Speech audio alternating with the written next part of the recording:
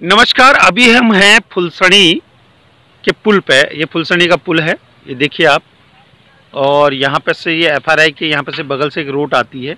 ये प्यारा सा व्यू है, ये बड़ा बढ़िया सा पुल है।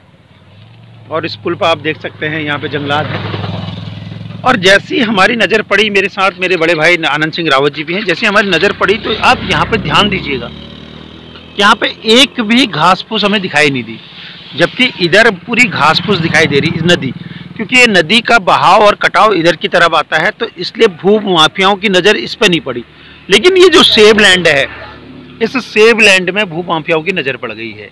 आपने देखा होगा कि वहाँ पे जो है, वहाँ पे एक ट्यूबवेल बना है सरकार का, यानी कि वो ज़मीन सरकारी है, वो पूरी सरकारी ज़मीन से लेके यहाँ तक, और वो जो जहाँ तक आपकी नज़र जा रही है वो नीचे तक, ये देखो बिल्कुल सपाट कर दिया है। यहाँ पे ऐसा लग रहा है कि जैसे JCB से पूरा सपाट कर दिया गया है।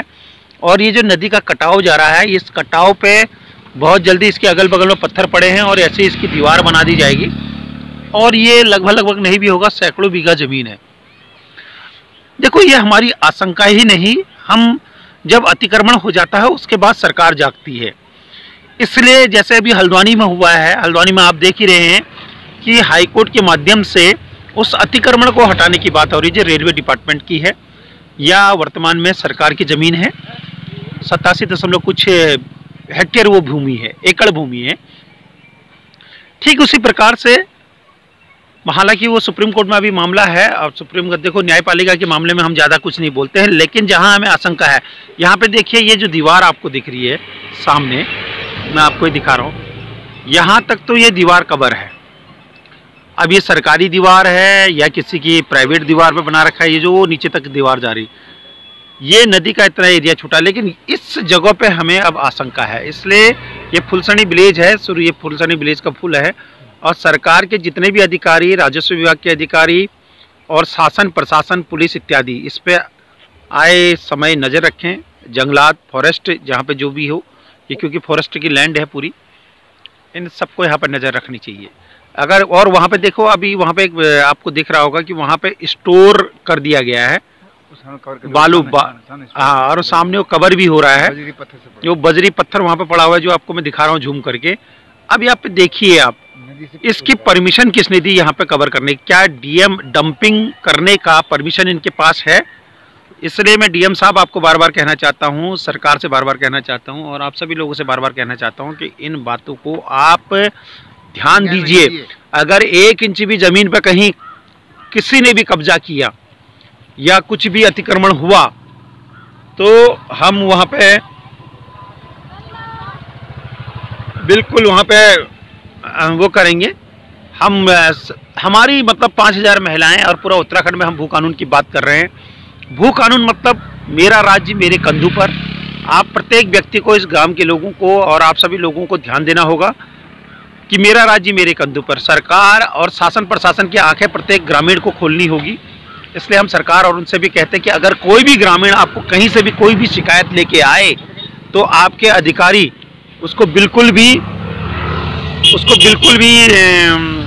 डिले ना करें और तुरंत उसमें एक्शन हो। यहाँ पे हमारे आनंद सिंह रावत जी हैं। आनंद सिंह रावत जी को ये आशंका हुई, और ये आशंका के तहत हमें भी एक आशंका हुई है, और इस आशंका के तहत हम दोनों भाइयों ने यहाँ पे, हमारे पास फ़ोन भी आया था, देखो वहाँ से फ़ोन आ रखा है। यहाँ ये पूरा जो नाप को ये कटाव जो दिख रहा है, ये मेरे को लग रहा है दीवार बन जाएगी, और ये पूरा ज़मीन जोड़ की बिल्कुल साफ़ सुथरी कर दी गई है। इसका मतलब है कि इसमें भूमाफिया काम कर रहे हैं, और जबकि इधर झाड़ियाँ और वहाँ पे दीवार लगी हुई है। आनंद सिंह रावत जी, क्या कहेंगे? आपको क्या आशंका लग रही है? ऐसे क्या ये ऐसा बार बार करते रहते हैं ये लोग सब? नहीं, ऐसा देहरादून में ऐसा हो, ऐसा है मैक्सिमम। वो आपने द्रोण खाले में देखो, पूरा खाला नदी थी, वो नदी पूरी कवर कर ली। यहाँ मैक्सिमम उत्तराखंड में ऐसे ही लोगों ने, बाहर के लोगों ने आके जगह जगह करके नदी का नाला बना दिया। बस नदी का नाला बना दिया, और उसके बाद फिर बाद में कल को यदि नदी आ गई, उसका क्लेम अलग लेंगे, सरकार से लेंगे, वो हमारे टैक्सेस का ही पैसा जाएगा। हाँ, कि जी इसमें आप, हम बह गए, हमारे मर गए, ये हो गया, तो मकान ढह गया, जब नदी में तो मकान जाएगा ही जाएगा, उसे फिर क्लेम अलग ठोकेंगे। बिल्कुल सही कह रहे हैं। जबकि सुप्रीम कोर्ट का नियम है कि नदी के सेंटर पॉइंट से ये आपका जो नदी का सेंटर पॉइंट है, देखो ये नदी का सेंटर पॉइंट है। नदी के बहती हुई नदी के सेंटर पॉइंट से 500 मीटर इधर और 500 मीटर इधर कोई भी बसावट नहीं होनी चाहिए, यानी कि कोई भी वो लैंड बिल्कुल फ्री रहनी चाहिए। सुप्रीम कोर्ट का नियम है। आप देखिए कितना एंक्रोचमेंट हो रहा है, कितना इस नियम को खत्म किया जा रहा है। और सरकार, हमारा ये मानना है कि सरकार, शासन प्रशासन कहाँ सोई रहती।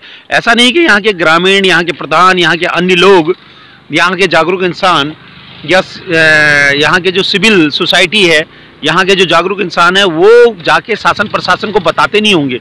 लेकिन शासन प्रशासन नीचे से लेकर ऊपर तक का सब मिले रहते हैं और वो भूमाफियाओं को पहले कवर करने की बात करते हैं। पटवारियों के पेट मोटे हो गए हैं और अधिकारियों के पेट मोटे हो जाते हैं। बाद में जब सब चीज़ हो जाता है, फिर सरकार उस पर, जब आंदोलन होते हैं तो सरकार उस पर फिर ध्यान देने लगती है और ध्यान देने के लिए बाद फिर उसके बाद जो बसावट होती है उसका मुआवजा देना पड़ता है, जैसे कि अभी आनंद सिंह रावत ने कहा।